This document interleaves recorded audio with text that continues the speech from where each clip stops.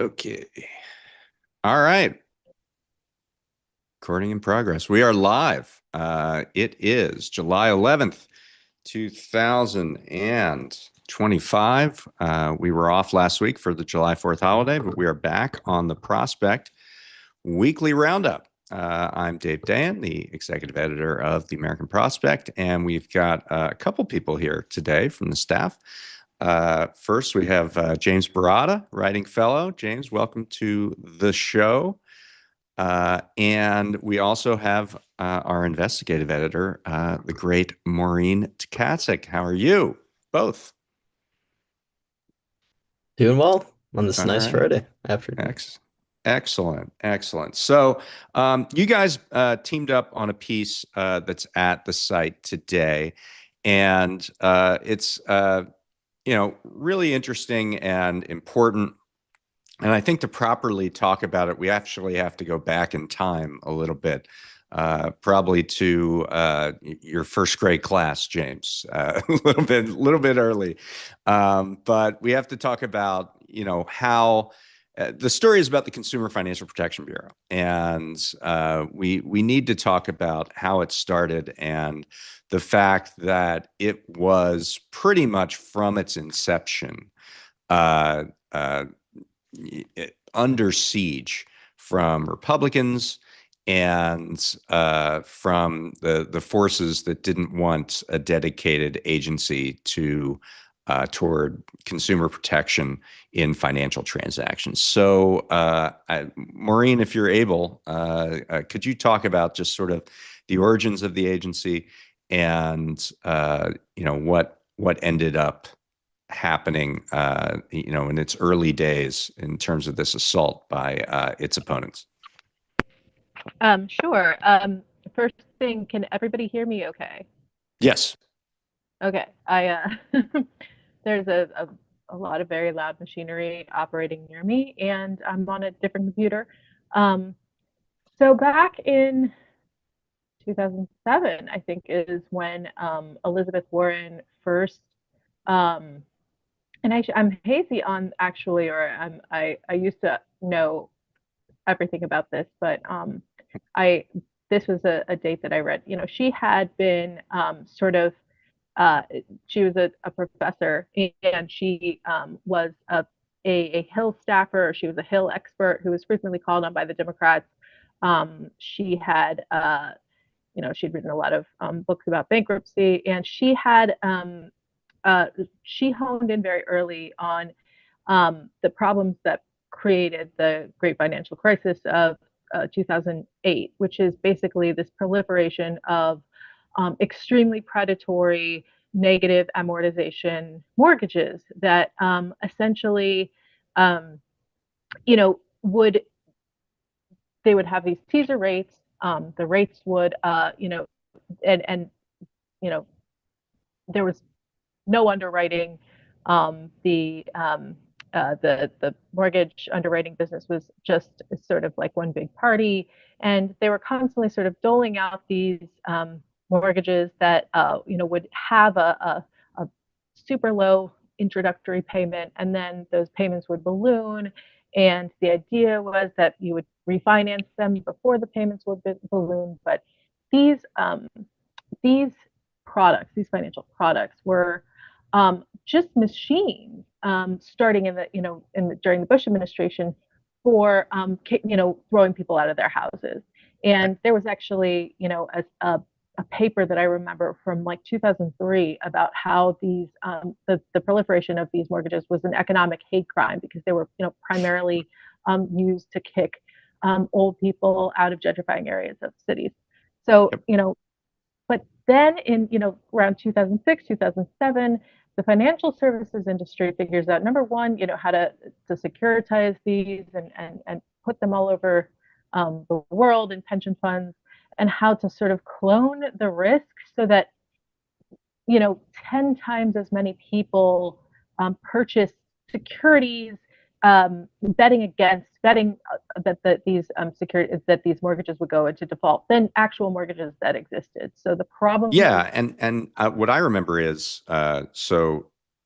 then Professor Elizabeth Warren writes this paper in Democracy Journal, and she relates this all to a toaster, that the government wouldn't allow a toaster to be sold that would just blow up people's houses.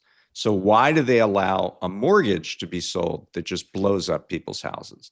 And so she said, what we need is a Consumer Product Safety Commission for financial products. And she called it the Financial Product Safety Commission. Now, that's not the name it ended up being, but it was pretty close. And this is what led to, in the aftermath of the crisis, there was interest in doing a new set of regulations to deal with the last problem. And really, the only thing that kind of broke out of fighting the last war was, the only sort of restructuring, the only actual, something beyond just a tweak here, a tweak there, was creating this new agency called the Consumer Financial Protection Bureau and moving all of the oversight, which had been in a bunch of different agencies, over consumer financial protection into one agency that had that dedicated mission. The Federal Reserve had some of these responsibilities, but they were cross-pressured by safety and soundness of the banking system. And the same with other financial agencies. Which they threatened. But yes, we had tons and tons of laws to protect consumers and to protect consumers from all kinds of abuses.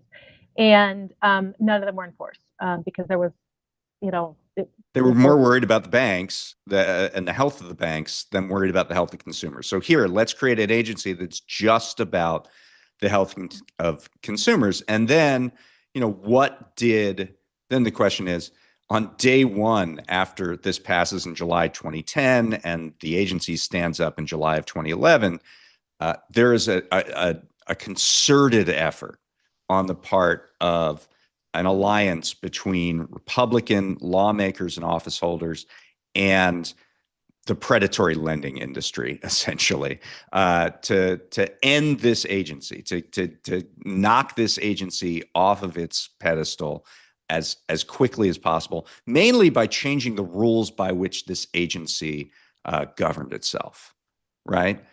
Right. There was the formation of the legislation that created the agency was very cognizant of the fact that if Republicans don't like something, they defund it. They figure out how to defund it in the appropriation process. And there are all kinds of ways of doing that.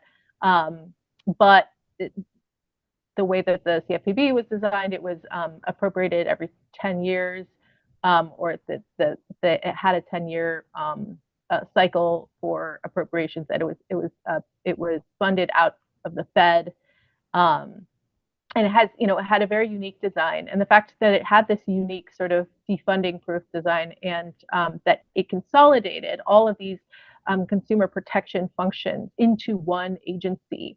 And banks were very accustomed to shopping around for the agency that would regulate them. There's this huge competition between the OCC and the OTS.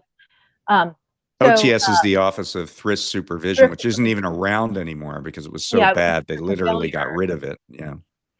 So there was all this intrigue. And anyway, it was, I remember being so just like sort of sickened and incredulous in 2010 that there would be this enormous outcry against the formation of this agency, when it was very clear that the banks had gotten everything they wanted from the Obama administration, except this thing, and this was as kind of plain vanilla as it got.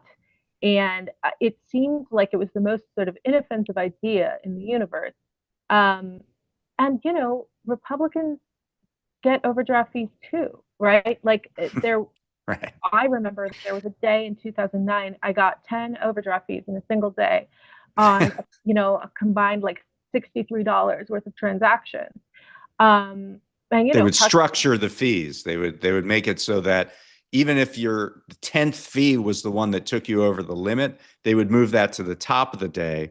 Therefore, you get 10 overdraft fees rather than one. That was one Right. And there was tactic that was used by the no bank. way of determining like, whether you were going to get one if you had kind of, if you just really, if you had sort of precarious finances, which I did. Yeah.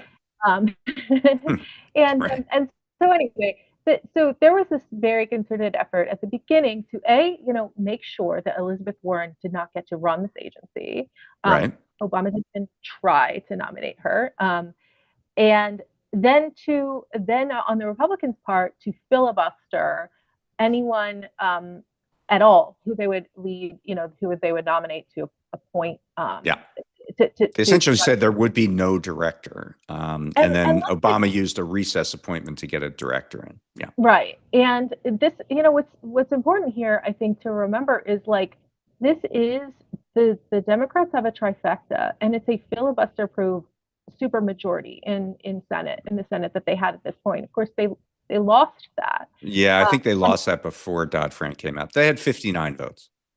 They had, but they had a tiebreaker, right? Or I guess they had 50. They had 59 votes at that point. Scott Brown won at the beginning of 2010. Oh, right. CFPB comes in at the middle of 2010. Yeah.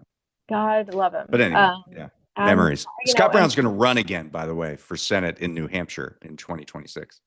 I am not even the state where he served. He was a senator from Massachusetts in 2010. Coakley literally seems like she would have been a freaking, Kirsten Sinema if she had gotten elected anyway.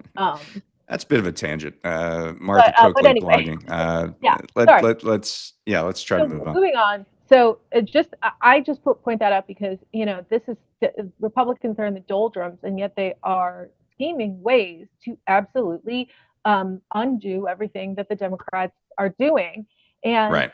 we need to be thinking in that direction because what Russ Vogt and his pardon me, my husband's coming in.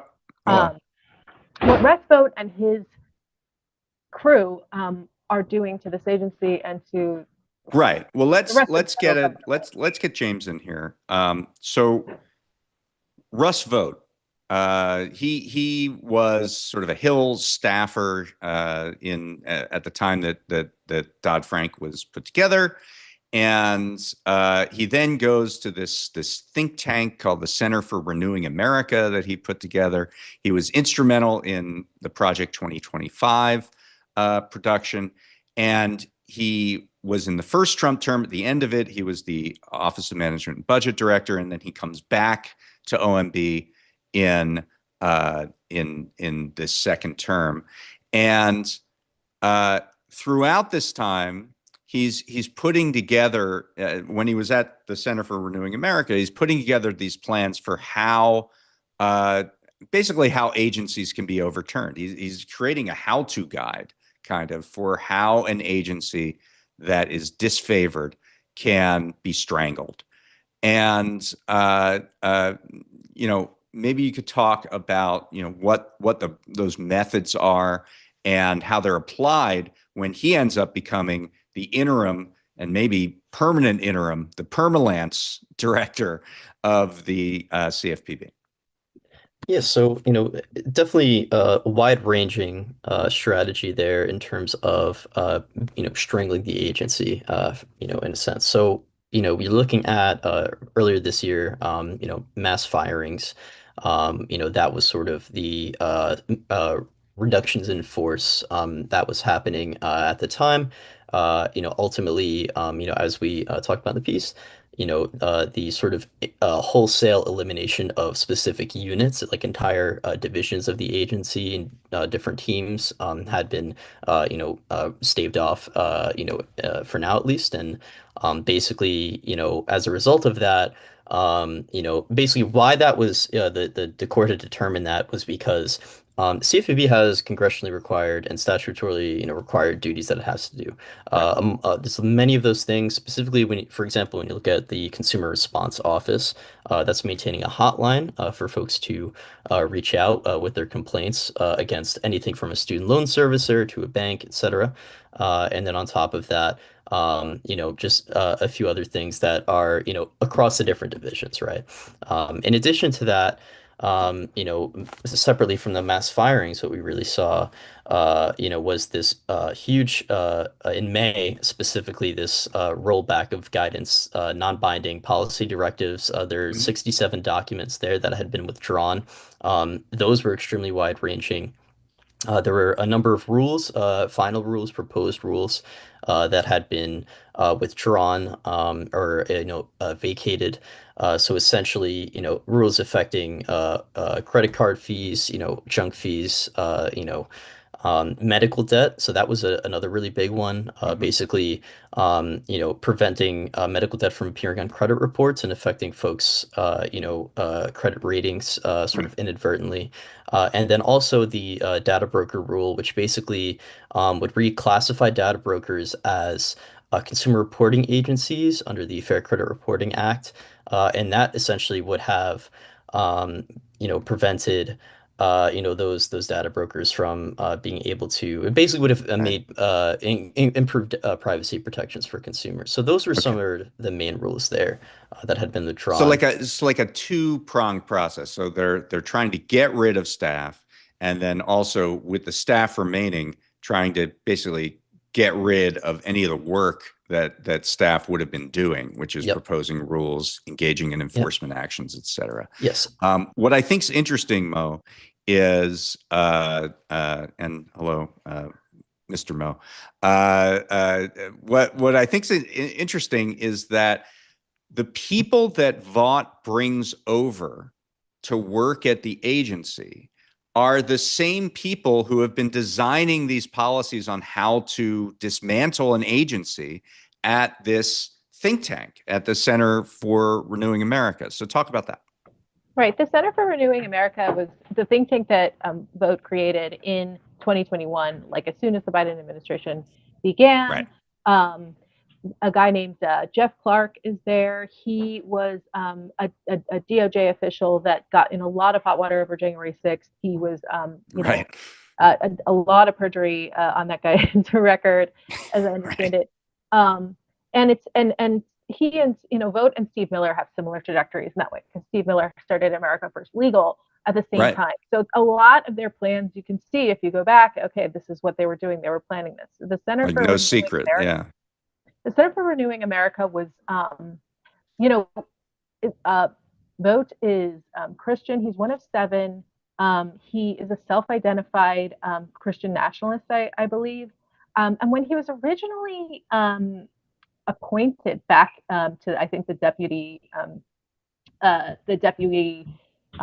O&B director. Right. Yeah. yeah, OMB director back in like 2017. What was most controversial about him was Islamophobic rhetoric. Mm. Um, he got this dream team together of legal experts and he said a lot about how he wanted to have a shadow office of legal counsel, and I think that is sort of what he was trying to build here. It's just a dream team of experts who are there to say, here's how you can do this illegal thing, and Right. you know, How to push the um, boundaries as much as possible on how to uh, basically aggrandize executive power.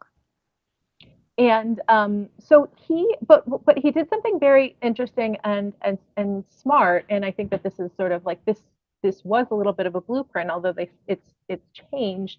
Um, Mhm. that he sent Doge in first. So the Doge boys show up on Thursday night, and they say they need to get access to all of the computers. This is like a couple weeks in. Rohit February Chopra 7th. was the director, and for 2 weeks he was not fired, and everyone was like, "What's going on?" CFPB is still just sort of hanging out there while Trump is laying waste to all these other agencies. But finally, Chopra gets fired, and then I think it's the next day they start sending in Doge. So go ahead. Right, and the fact is, it was the same team, and many of the same people that did the USAID operation. So Right. that I think was a core of, and again, a lot of the same individuals. So they send these guys in, and they're supposed to, take down the website. Now, one thing that was sort of interesting is that having watched what had happened to USAID, a bunch of CFPB staffers um, begged the Doge boys to not delete all of their data.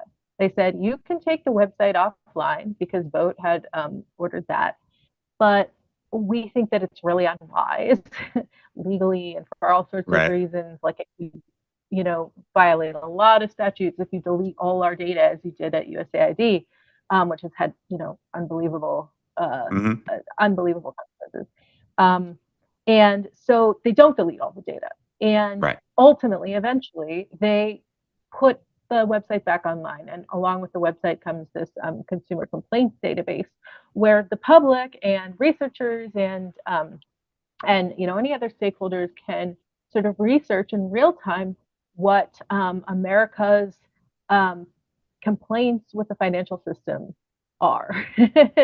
And what we found was, since they put this back online, what we found was that since February, the agency has seen like 2.5 million complaints.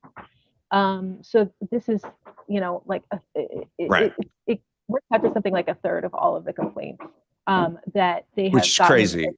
And so I want to get to that in a second, but just to be clear, the timeline here. So Chopra's hanging around for a couple of weeks, then he gets axed.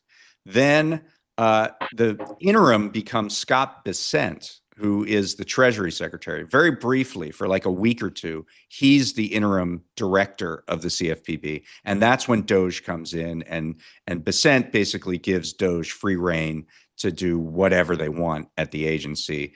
The staffers kind of, plead for the data to be preserved. And there's also some legal cases that begin around that time.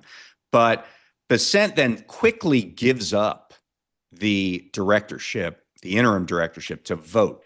And Vote brings in, and this is all, they're waiting for Vote because Vote hasn't been confirmed yet. So as soon as Vote gets confirmed as OMB director, that allows them to also make him CFPB director on an interim basis. And so that delay is really only because Vote isn't confirmed yet.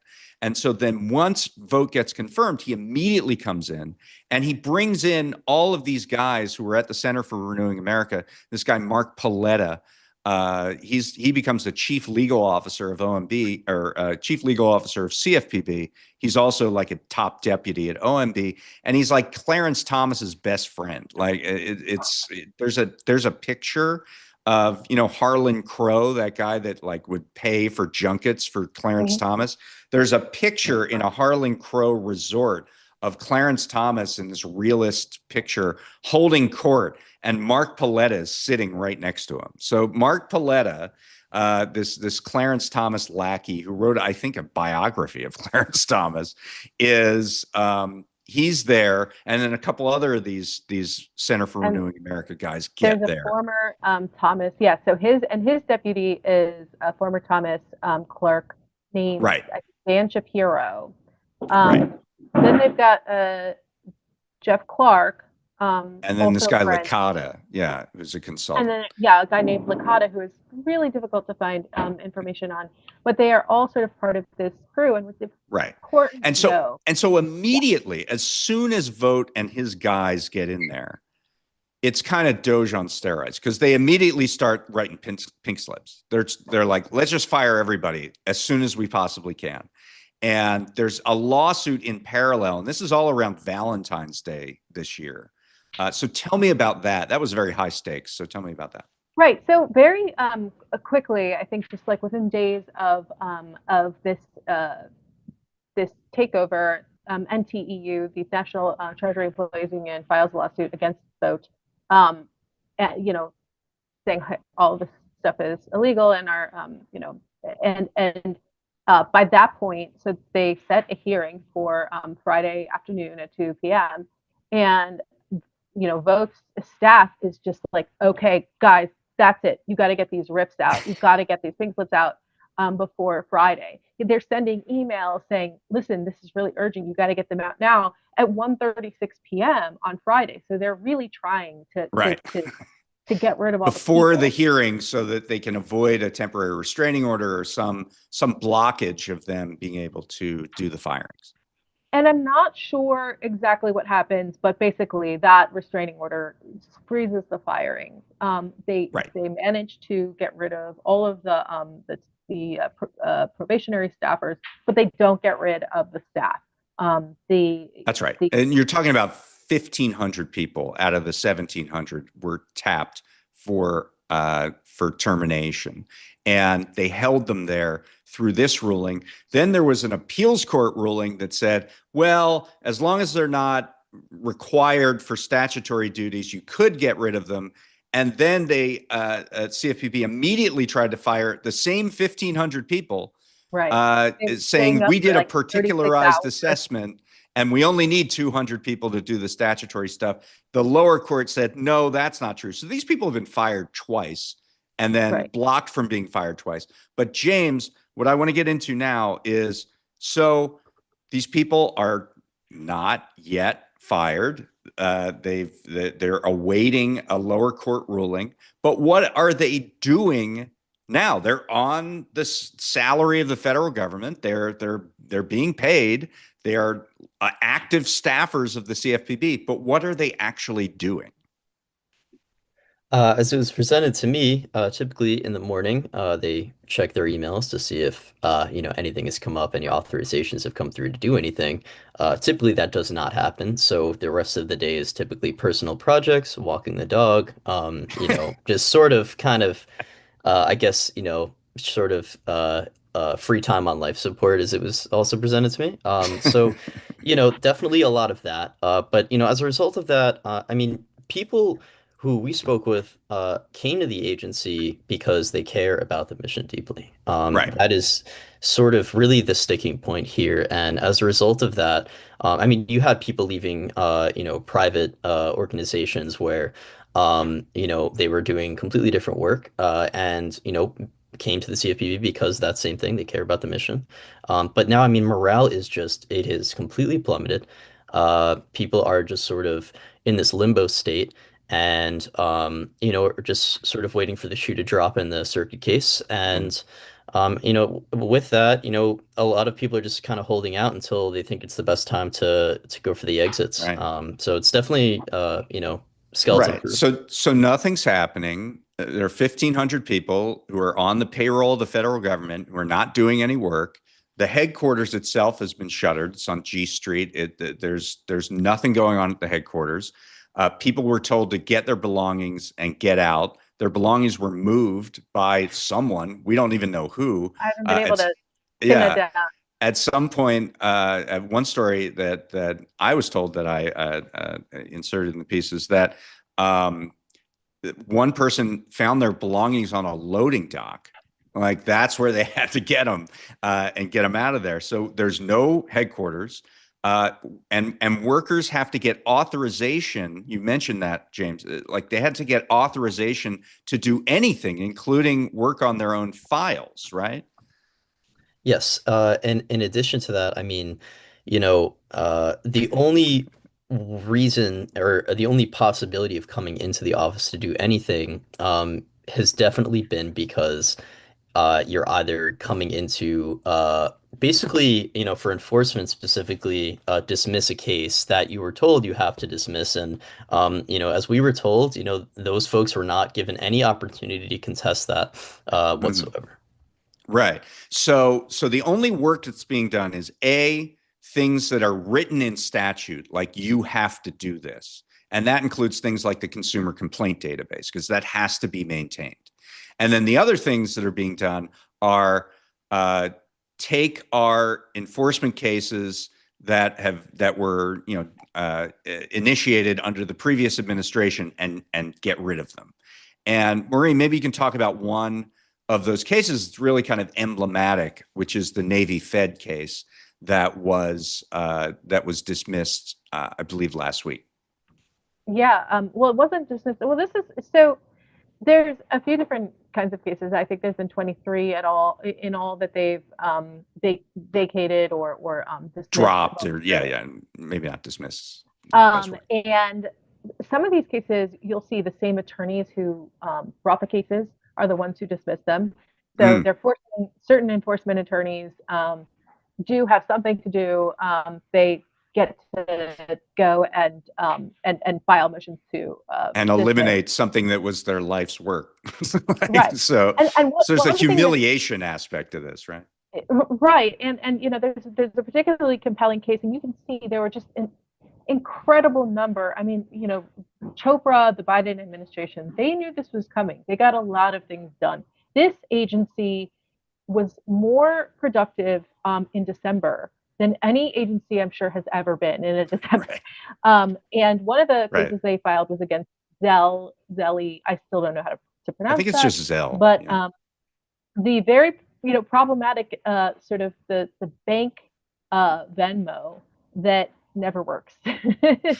And this complaint told the story of why it didn't work, and they rushed it out to into because they wanted to compete with Venmo and PayPal, and they were at one point two separate companies, I think, and it's riddled with fraud, and they're completely unresponsive to those problems. They have no ability to kind of to freeze payments, or it's just been extremely buggy, and they knew that it was buggy. And they haven't done anything about it. So that case was dismissed by the one of the attorneys who brought it. The Navy Federal case was at a more advanced stage, right? Because they had already sort of settled and agreed that the penalty for what they did, and Navy Federal Credit Union, I think from 2017 to 2022, had a practice of sort of deliberately going back in and charging overdraft fees on transactions where the depositor, and these are generally ATM withdrawals, the depositor had been told that they had sufficient funds to take out the money, and so it's a fraudulent overdraft fee, really, and they had been ordered to repay those customers $80 million in fraudulent overdraft fees. And this is what's interesting. They agreed to it. Like what you just said is Navy Fed agreed to this. They agreed to settle this case. And Vogt himself, and I'm assuming that they couldn't get any of the attorneys who worked on the case, or maybe those attorneys had resigned. But Vogt himself just vacated that case on like last week, and I'm not sure why this is. He has tried to return, so the CFPB, in addition to its appropriations, it has for operating expenses, it has this special civil penalties fee that it uses to send money to customers who have been wronged. And Vogt has been very interested in exhausting, repaying the balance of that fund, so that they can't send, the CFPB can't send any more money to consumers, because it's getting a little bit too popular.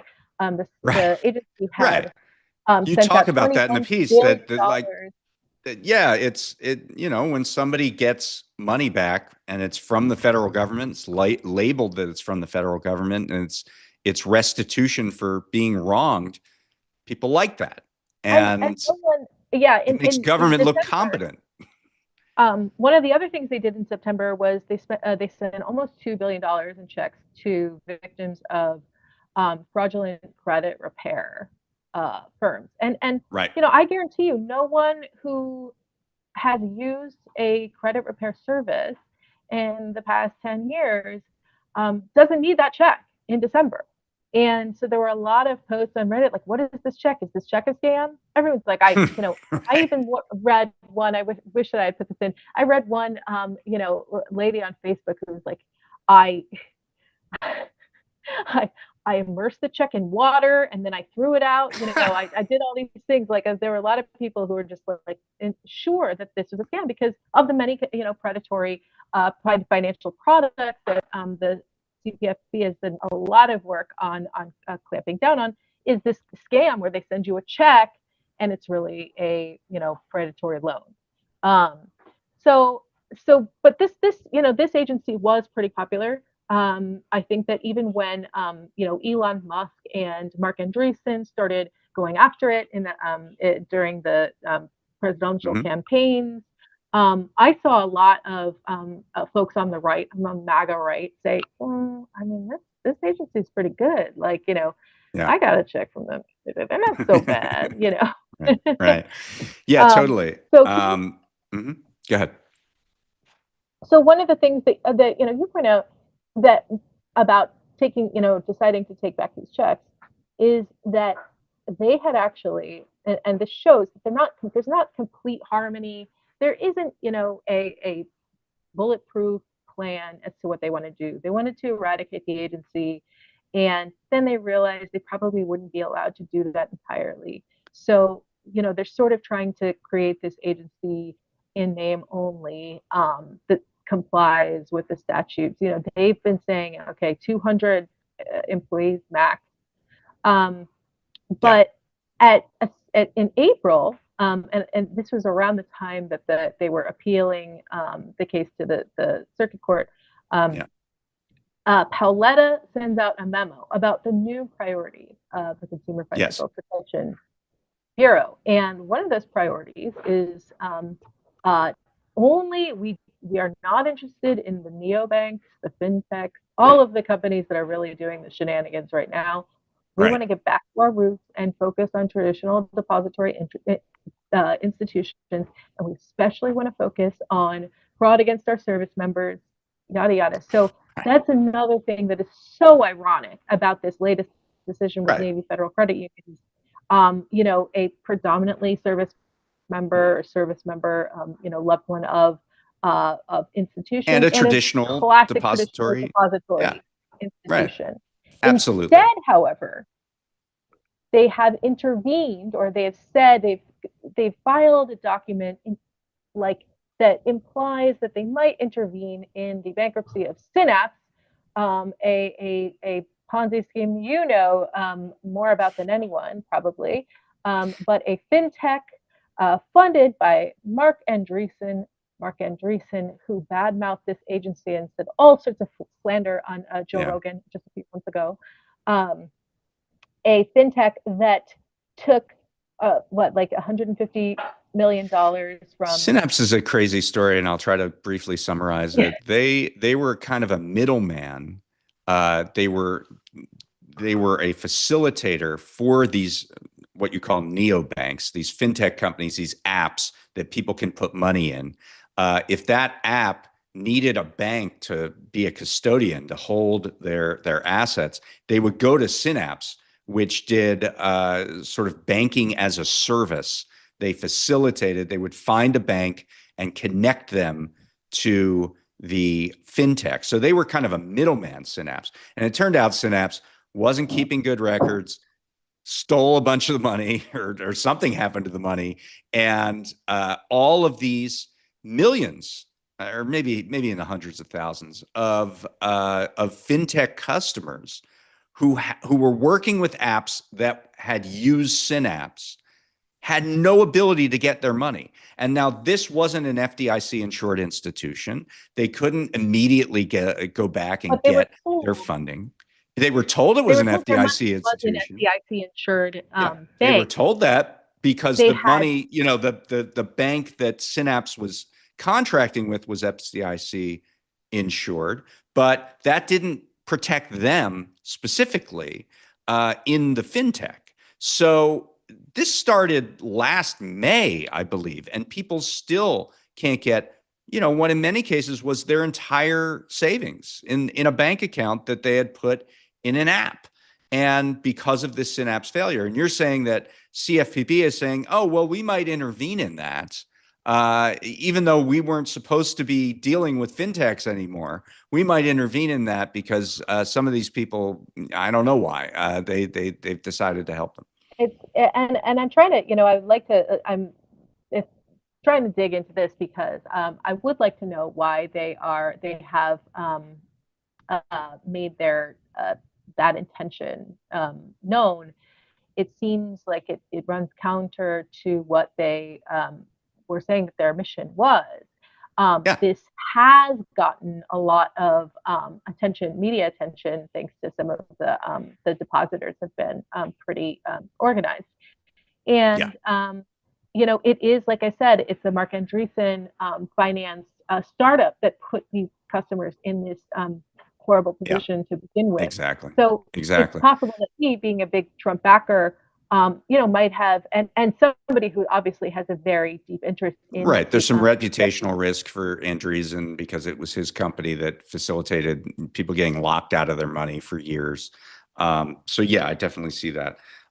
So James, just getting back here,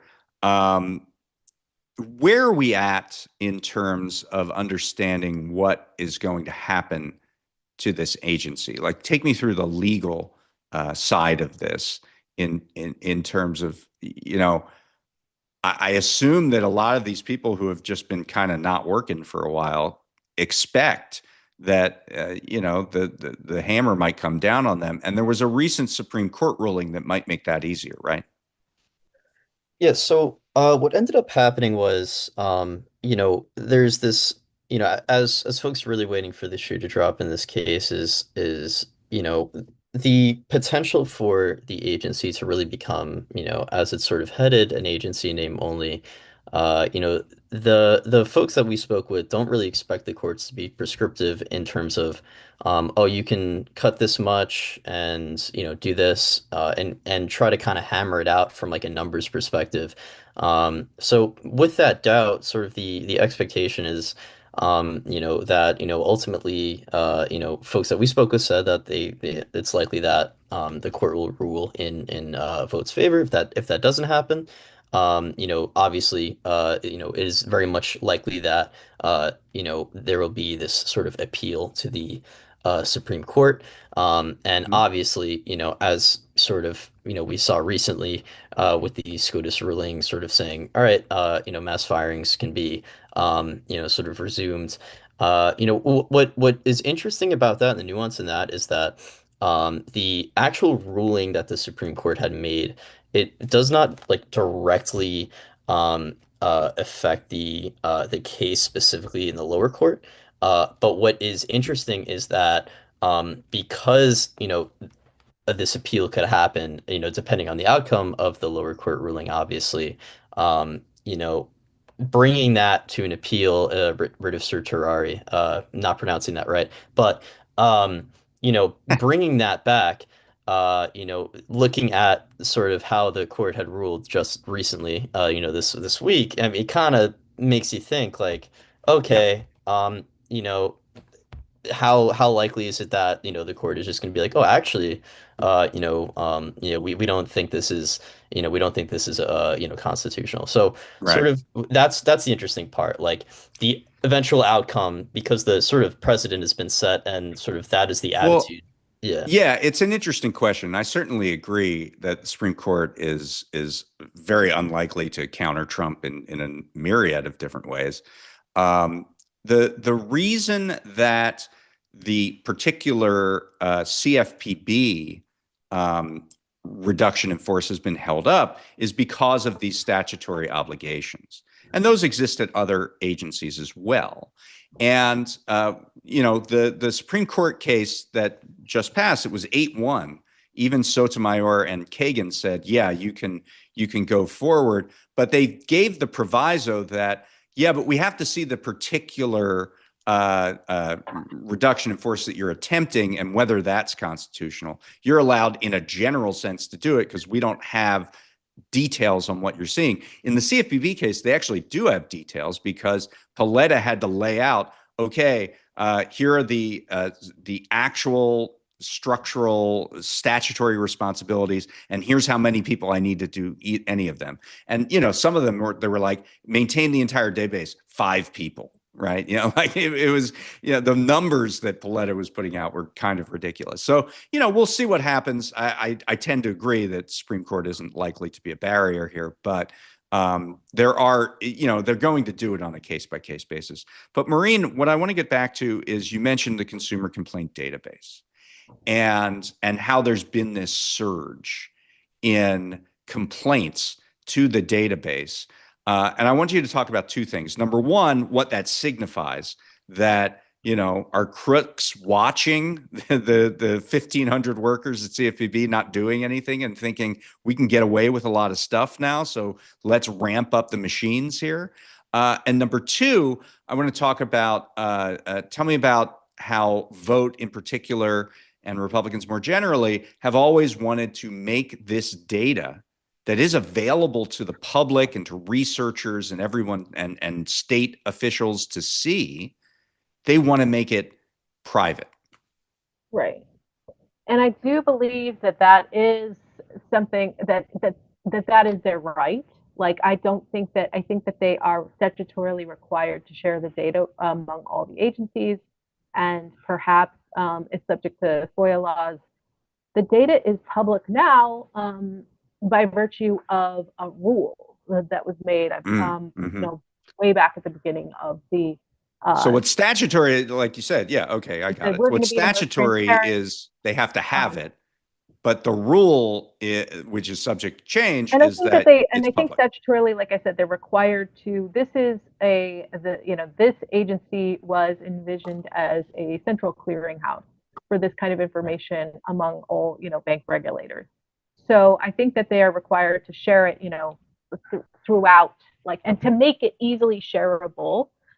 Which is a heavier lift from the IT side. But I don't think that this information will be with us much longer, which is why it's important that we all download it and take a gander right now, as before the ruling comes down from the circuit court, which I will just point out, 2 out of 3 of the judges on the panel hearing this case, and you can certainly hear it in their line of questioning, are former clerk of Clarence Thomas. So the circle crew. They're all very good friends.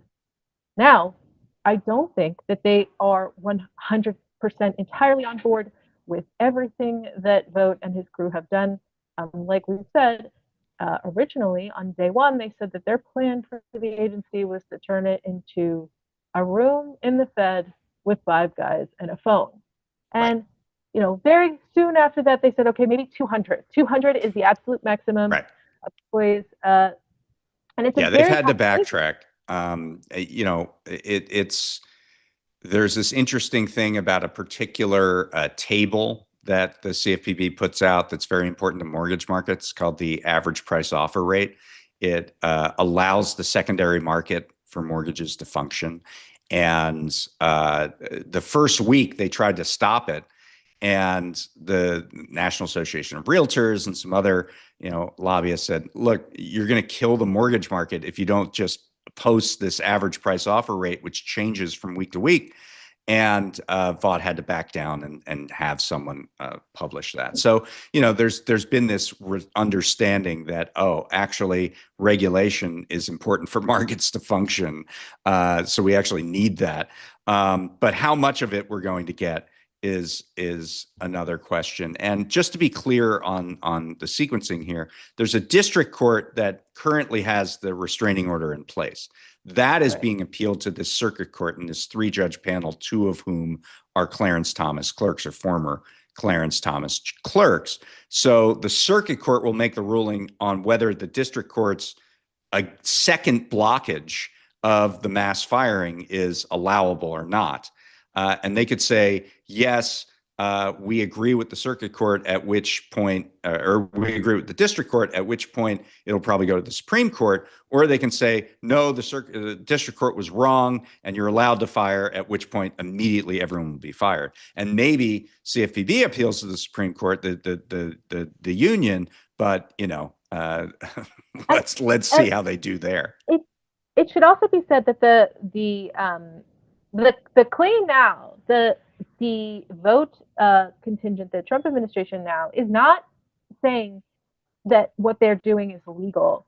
What they're saying is that it is illegal to stop them, for the courts to stop them. And this is the tack that all of these, that Amy Coney Barrett and that all of the judges on the circuit court were sort of making. It's like, what do you expect us to do? Our are we gonna, veto? Are we gonna sit Right. here and go through the personnel files and tell you who you can and cannot Right. fire? Now, one person who didn't feel like it wasn't her place to intervene in this is the parliamentarian, because the Republicans thought they would be very clever and slip in a provision to the big beautiful bill that would remove all of the agency's funding, Right. and basically, Right. Just let's be clear of that, because a lot of things have been under attack by Republicans around the agency, that how it has a single director, and how and but one of the big ones has been the funding. And the CFPB gets its funding from the Federal Reserve, not from the U.S. government. And a while back, there was a cap. This is in Dodd-Frank. There was a cap instituted on how much Federal Reserve funds the CFPB was allowed to draw. And the Republicans wanted to reduce that cap initially to zero, which the Senate parliamentarian said, well, you're just trying to get rid of the agency, and so we're not going to allow you to do that.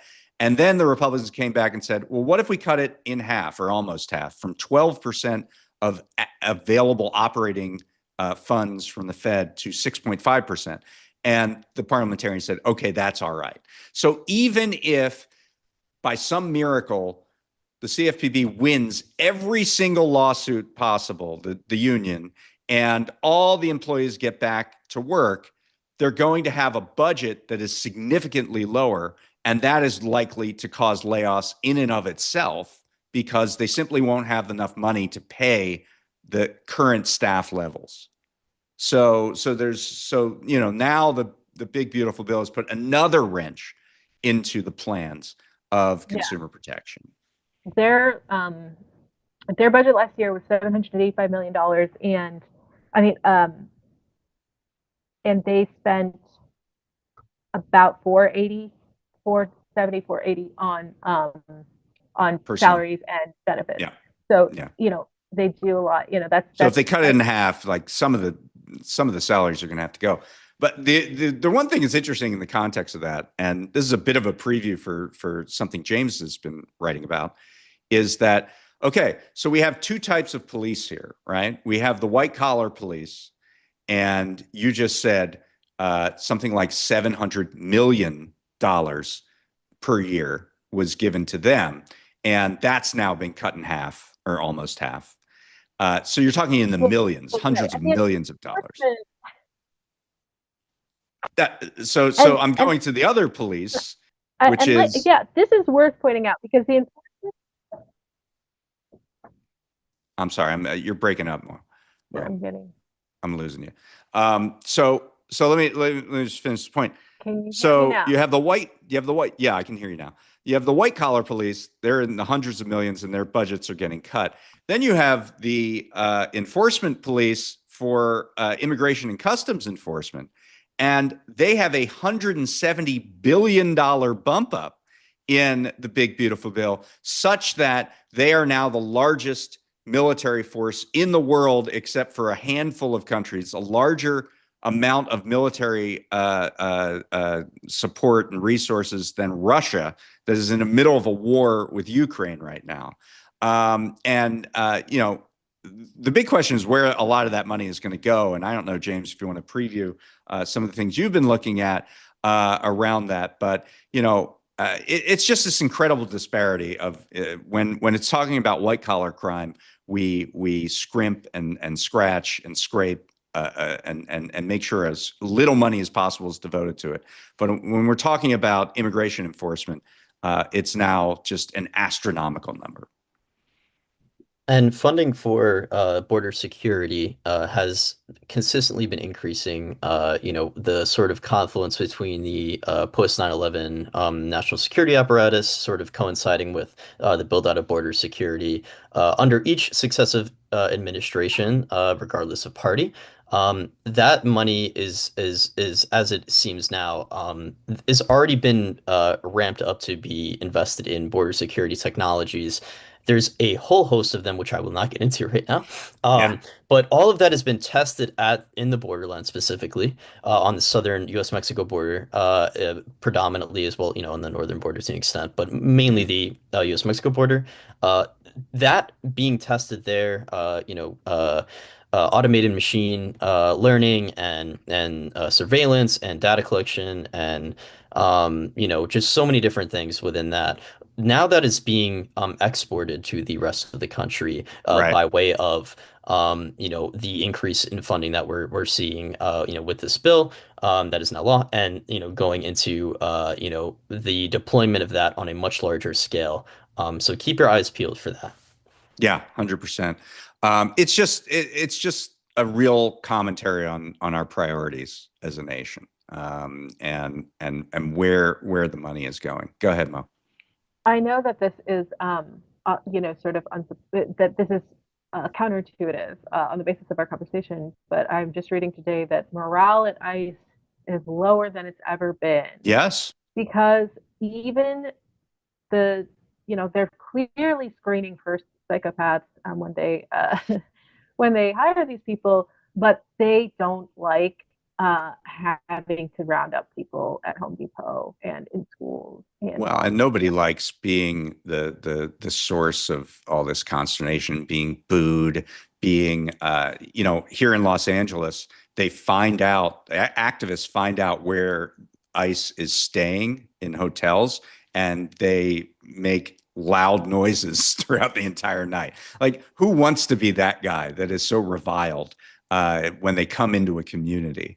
So that doesn't surprise me at all. And indeed, it's not just, ultra left wing communities. The Gallup polls, immigration poll came out today, and it shows something like a 25% shift in views on immigration as a result of what's been happening. Immigration support for increasing immigration is at its highest level since 2021 and 2020, which was the highest level ever. So the thermostat has gone right back in the other direction after seeing this very cruel immigration policy of the Trump administration. maybe Trump could end the war in Gaza war um, by just outsourcing, giving that whole contract to run ICE to the IDF. What if they did that? Then they Well, there would, you go. because those They certainly have they the money. They certainly might have the money to do so. So anyway, kind of, it is fascinating. I think the two should be linked. Frankly, what's happening with CFPB and what's happening with ICE. It shows where the real enforcement priorities of the country are. One set of police is being defunded, another set of police is being boosted, and the result is the American consumer is paying the price. The fact that you've seen substantial spikes in consumer complaints. This may not, it's an interesting kind of early warning system. That's how I see the consumer complaint database. It's right an and early warning system for what is happening in the country in terms of financial scams. And it's going up. Like the signals are blaring red right now.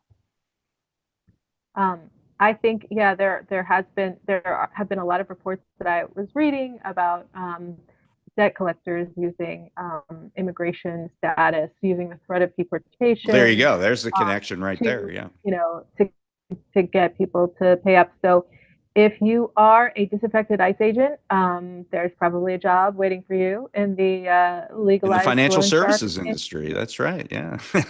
And Very good. but no, it is very sad. Uh, it's incredible.